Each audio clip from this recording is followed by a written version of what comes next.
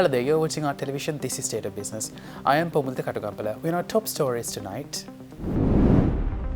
The VAT hike will have a one-off effect on inflation, central bank governor says.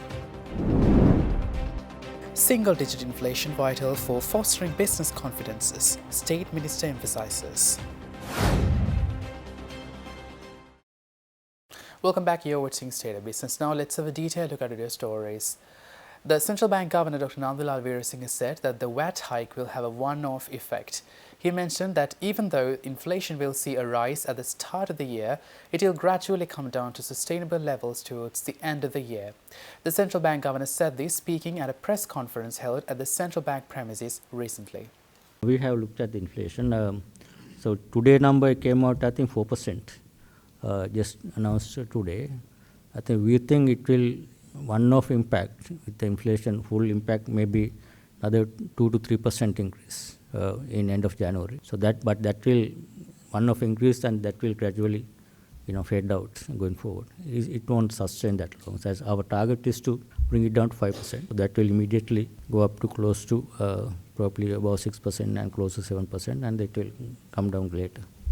This is compared to last year. We had this time about, I think, 50%. No? There will be a one-off increase in inflation, obviously, because when you have 15 to 18%, 3% increase plus some of the exemptions items are included, there will be a increase in price level from January 1st onwards, one-off increase. This will reflect as a inflation, year-on-year inflation compared to last January, this year, January, instead of 4% this month, maybe about 6% next end of January, and then it will gradually come down.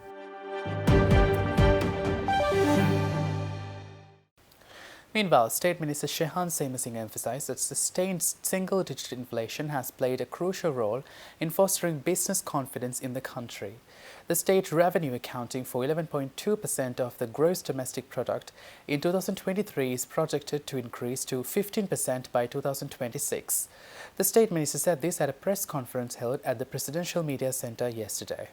According to the State Minister, the country is poised to achieve a 1.7% economic growth in the third quarter of 2023, signalling a significant recovery from 2022. The balance of the primary account, which was negative in 2022, has turned positive, standing at 333 billion rupees as of November 2023. The receipt of the second tranche from the IMF has bolstered foreign reserves, projected to surpass $4 billion, including contributions from the ADB and the World Bank. He said the state income will reach 3,000 billion rupees in 2023, surpassing the revised estimate of 2,850 billion rupees, representing 11.2% of GDP. The State Minister noted that the number of tax files have rebounded from just over 400,000 in 2022 to a milestone of 1 million. Summarizing added that the government has effectively settled unpaid bills exceeding 350 million rupees and achieving timely payments for all approved projects by December 2023. He went on to say that the government plans to initiate the ASBASM application process, extending benefits to a total of 2 million people and ensuring effective and targeted support.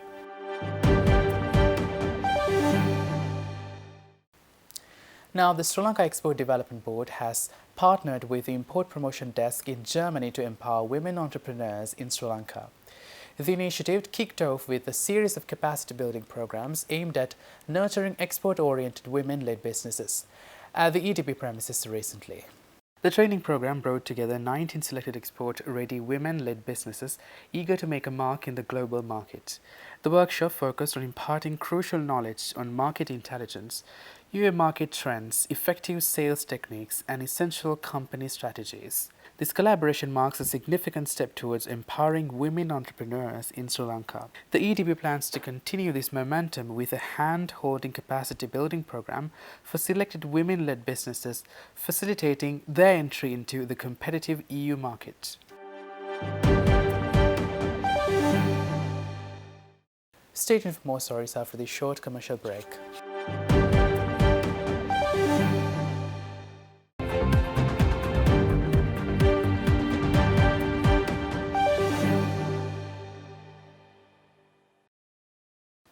Welcome back here with State of Business.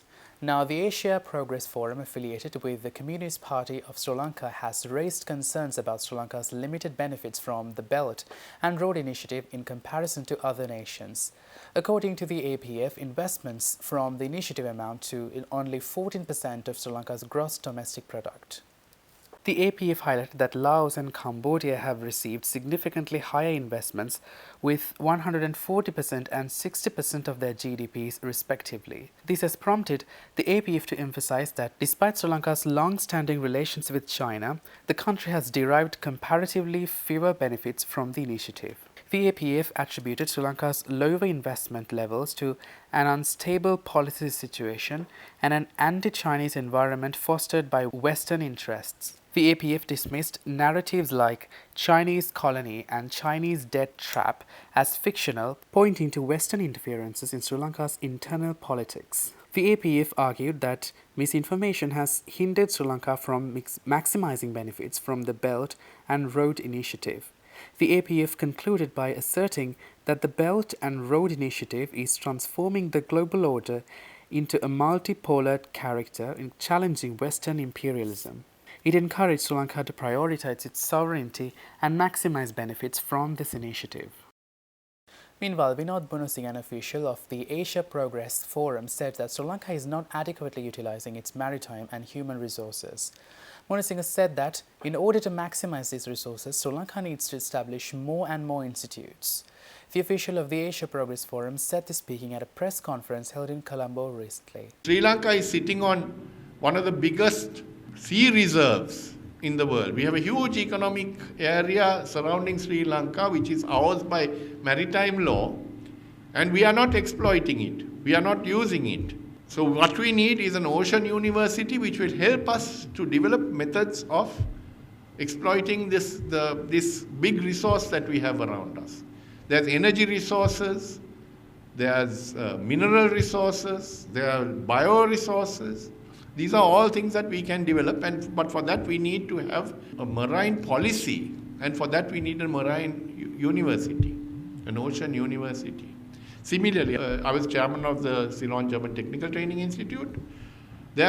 We have a crying need to train our young people in technical arts. For example, if you look at a simple thing like art, every single art graduate, one who does drawing from the campus, gets a job because there is a need for that. We need skills. Almost 90% of the students of Ceylon German Technical Training Institute go overseas because they have the ability to go overseas once they get that training. The Korean government asked Sri Lanka to provide them with 9,000 welders. Sri Lanka was only able to provide 300. So we need lots and lots of technical training institutes. Kelaniya University student Iranga Gunasinghe, who won the first place at an international Japanese language essay competition, was facilitated by the Japanese ambassador in Sri Lanka, Hideaki Mitsukoshi, recently. Iranga has received her Japanese language education from the Sasakawa Center in Colombo and later from the University of Kelaniya. At the facilitation ceremony, she said a Japanese lecturer who is attached to JICA immensely assisted and encouraged her for this victory. Joining us today, we are honored to have Miss Iranga Gunasinghe, the grand prize winner of the Fukushima in My Heart Japanese language essay competition organized by the Reconstruction Agency of Japan. Miss Iranga, おめでとうございます。Congratulations. On December 4th, prestigious award ceremony took place at the Reconstruction Agency in Tokyo. Ms. Gunasinghe received a certificate from the Minister of Reconstruction, Ms. Shinako Tsuchiya. I understand she also delivered a speech in Japanese during the ceremony. ගිය වර්ෂයේදී සසකාව ආයතනයේ පවත්වපු ජපන් භාෂා කතික තරඟාවලියට සහභාගී වෙලා එහිදී තමයි මට ලංකාවේ ජයිකා ආයතනයේ සේවය කරපු ජපාන් ජාතික මසතොමි ආචාර්යතුමිය හමු වුණේ. එතුමිය මුණ ගැසීම නිසා මට ජපානය පිළිබඳ ඒ වගේම එතුමියගේ උපන් ගම වෙන ෆුකුෂිමා ප්‍රදේශය මමත් ගොඩක් ආසම ප්‍රදේශයක්. ඉතින් ජපානය වගේම ෆුකුෂිමා ප්‍රදේශය ගැනත් ගොඩක් ලොකු තොරතුරු වගේම ඊට ආවේනික දේවල් ගොඩක් දැනගන්න පුළුවන් වුණා. Stay tuned for the stock update.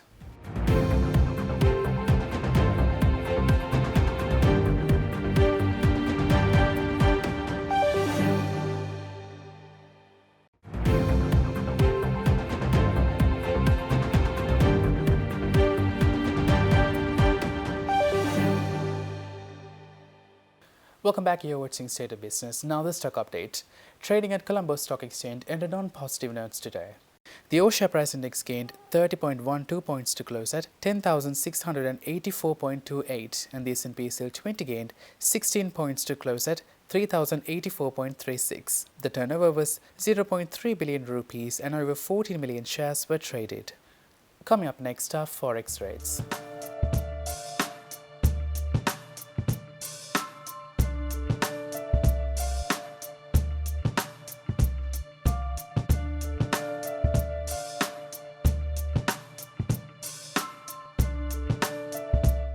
And that's it for tonight. For this and more, subscribe to our channel on YouTube and follow us on Facebook. Thanks for watching.